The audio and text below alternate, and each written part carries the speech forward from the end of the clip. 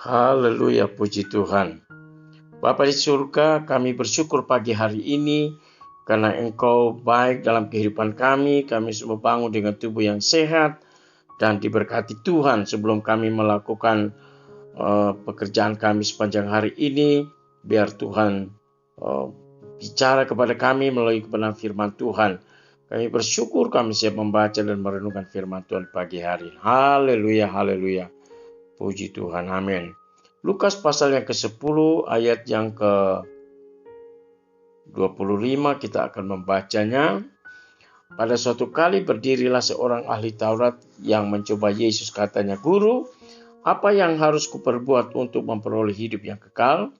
Jawab Yesus kepadanya, "Apa yang tertulis dalam hukum Taurat? Apa yang kau baca di sana?"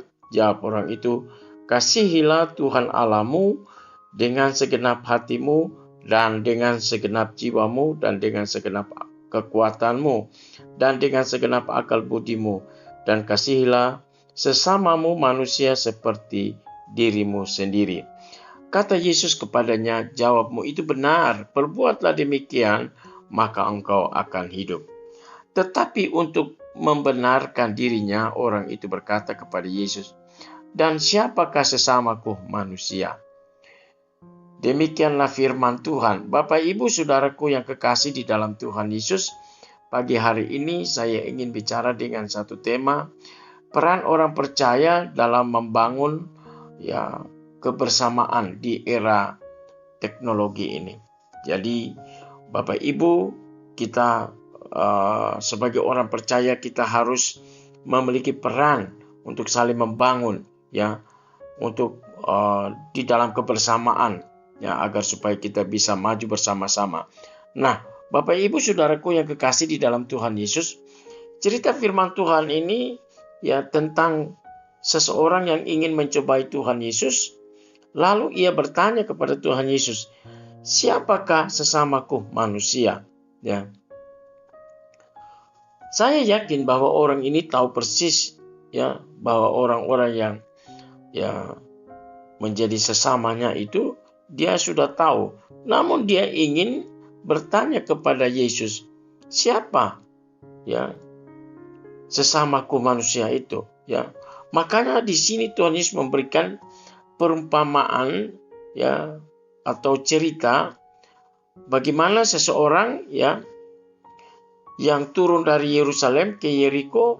Ia jatuh ke tangan penyamun-penyamun yang bukan saja merampoknya habis-habisan, tetapi yang juga memukulnya, dan yang sesudah itu ia pergi meninggalkannya setengah mati. Jadi ada seseorang yang dalam perjalanan dari Yerusalem ke Yeriko, namun para penyamun-penyamun menghadang dia di tengah perjalanan.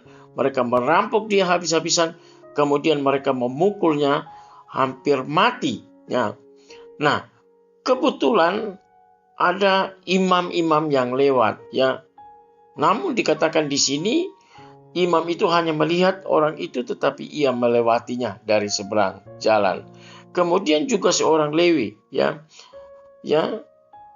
sikapnya juga sama. Ketika ia melihat orang itu, ia hanya melewatinya dari seberang sana. Jadi, Bapak Ibu Saudaraku yang kekasih, sikap dan sifat seperti imam dan orang Lewi ini terlalu banyak, terlalu banyak.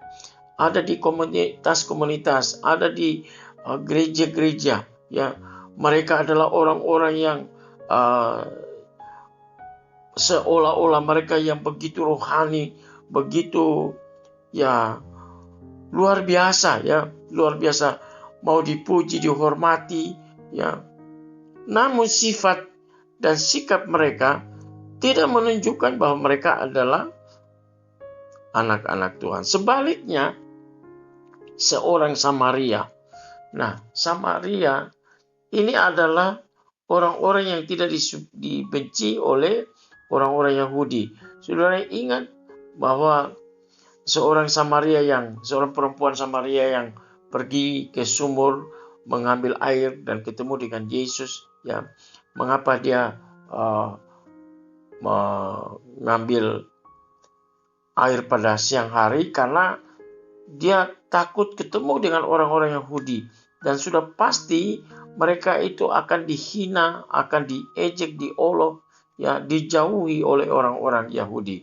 Nah, itu sebabnya Yesus memberikan cerita ini kepada orang Yahudi tadi, ya, seorang ahli Taurat tadi, bahwa sekalipun orang Samaria itu dianggap tidak berguna, tidak memiliki status yang baik, namun justru mereka lah ya yang memperdulikan seorang yang dirampok, seorang yang dipukul hampir mati itu. Nah, sikap daripada Samaria ini ada 3 ya. Yang pertama adalah hatinya digerakkan oleh belas kasihan. Jadi ketika Samaria ini melihat orang yang sudah dirampok, dipukul hampir mati itu, maka tergeraklah hati ya oleh belas kasihan. Dia mau menolong orang itu, ya. Dia mau peduli dengan orang itu, tidak hanya bersimpati tapi mau berempati, ya, berempati. Nah, di sini kita melihat bahwa orang Samaria ini dia pergi kepadanya lalu membalut luka-lukanya. Ya, di ayat yang ke-33 dia kata, lalu datanglah seorang Samaria yang sedang dalam perjalanan ke tempat itu. Dan ketika ia melihat orang itu, tergeraklah hatinya oleh belas kasihan. Jadi, luar biasa. Walaupun tidak dianggap oleh orang Yahudi, namun Samaria ini begitu berbelas kasihan terhadap orang-orang yang mengalami ya masalah, mengalami pergumulan. Yang kedua, bahwa seorang Samaria ini memiliki hati yang rela menolong, ya. Dia tidak hanya punya belas kasihan, tetapi dia langsung ambil tindakan. Ayat yang ke-34, ia pergi kepadanya lalu membalut luka-lukanya sesudah ia menyirami dengan minyak dan anggur. Kemudian ia menaikkan orang itu ke atas keledai tunggangannya sendiri lalu membawanya ke tempat penginapan dan merawatnya. Luar biasa Bapak Ibu. Sikap hati yang rela menolong. Kemudian yang ketiga, sikap hati yang mau berkorban. Ya, secara manusia kenapa dia mesti memperdulikan orang yang dirampok, dipukul? Namun karena ya hatinya betul-betul mau menolong. Nah, dibandingkan dengan imam dan orang Lewi yang ketika melihat orang tadi yang sudah dirampok, dipukul, mereka hanya lewat begitu saja. Ya, tidak peduli dengan orang-orang yang mengalami masalah dan pergumulan seperti ini. Nah, itu sebabnya bahwa tidak sedikit orang-orang yang seperti ini, seperti imam-imam, seperti orang Lewi yang ada di komunitas-komunitas, yang ada di gereja-gereja, yang tidak peduli dengan orang lain. Itu sebabnya Bapak Ibu, di pagi hari ini kita belajar firman yang luar biasa dari seorang Samaria ini, yang memiliki hati yang digerakkan oleh belas kasihan, yang memiliki hati yang rela menolong, yang memiliki hati yang mau berkorban. Inilah yang Tuhan cari. Tuhan ingin kita saling memperhatikan satu dengan yang lain. Tuhan ingin kita memperdulikan orang-orang yang kehidupannya ya begitu susah. Mereka yang terpinggir, mereka yang betul-betul yang harus ditolong. Kita harus membagi, ya. Kita harus mengulurkan tangan kita untuk menolong agar mereka juga bisa bangkit. Nah, puji Tuhan, mari kita belajar kebenaran firman Tuhan. Kiranya Tuhan memberkati kebenaran di pagi hari ini. Kita berdoa dalam nama Yesus. Kami percaya bahwa perilaku sikap dari seorang Samaria ini itu juga akan menjadi sikap dan perilaku kami ketika kami melihat orang lain susah, ketika kami melihat orang lain jatuh di dalam dosa.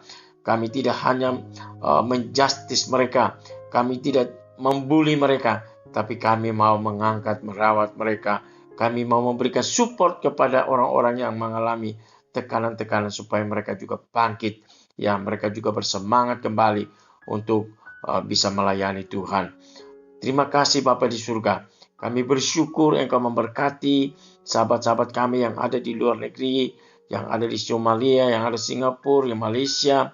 Kami berdoa buat mereka yang ada di Swedia, Belanda, Tuhan Engkau memberkati mereka yang ada di Australia, yang ada di Amerika. Biar Tuhan menolong mereka. Dan kami percaya dengan renungan ini mereka semua diberkati oleh Tuhan. Engkau juga memberkati pengurus Community of Miracle.